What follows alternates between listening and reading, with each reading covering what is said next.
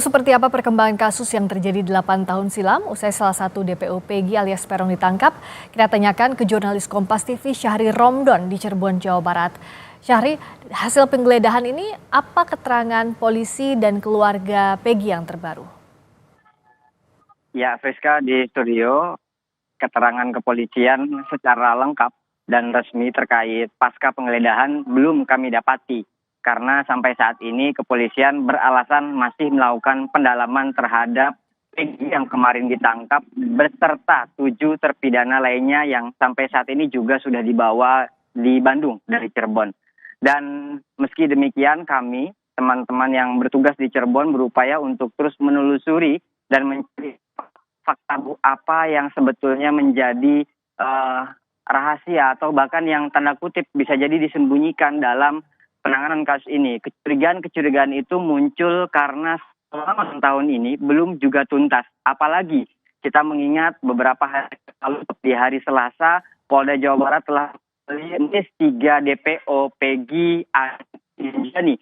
Yang keduanya saat ini belum diketahui apakah memang sudah ditangkap ataukah memang belum, atau seperti yang kami buka lagi berkas di tahun 2016 lalu bahwa ketiga orang ini berdasarkan data kepolisian yang kami lihat dari berkas-berkas kuasa hukum memang tidak memiliki data jelas.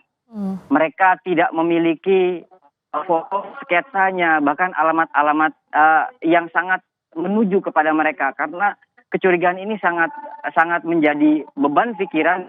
Perlu telusuri kebenarannya, karena apakah memang mereka seperti yang dikhawatirkan. Syahri, tadi Anda menyampaikan bahwa ada sejumlah kecurigaan yang masih terus digali dalam kasus ini. Bagaimana kelanjutannya?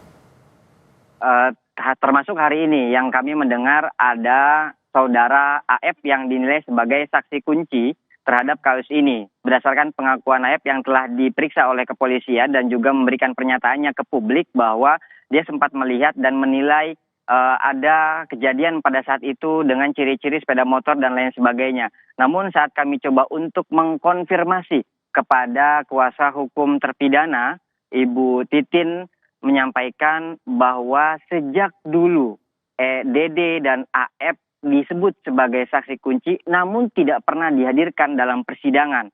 Sehingga akhirnya kemunculan DD dan AF, sementara ini masih AF, itu sangat menimbulkan kecurigaan.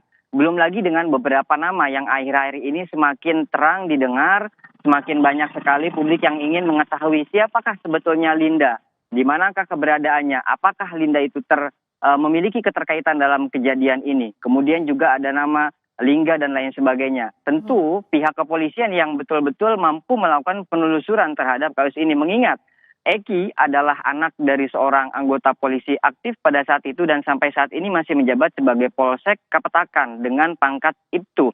Tentu publik juga ingin mendorong bahwa pihak kepolisian dalam hal ini penegak hukum juga dengan Rudiana sebagai korban dari anaknya yang dibunuh oleh kawanan geng motor pada saat itu, untuk mendorong membuka kasus ini secara terang benderang.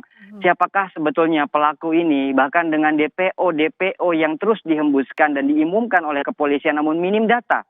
Sehingga akhirnya publik terus mendorong untuk menuju bagaimana muara akhir dari kasus ini sebetulnya. Friska. Jadi ditangkapnya tersangka Peggy ini dianggap belum cukup untuk mengungkap kasus Vina. Masih banyak yang ditunggu, termasuk juga keterangan sejumlah saksi kunci yang sampai saat ini belum diperiksa oleh kepolisian. Terima kasih Syahri Romdon, jurnalis Kompas TV dari Cirebon, Jawa Barat.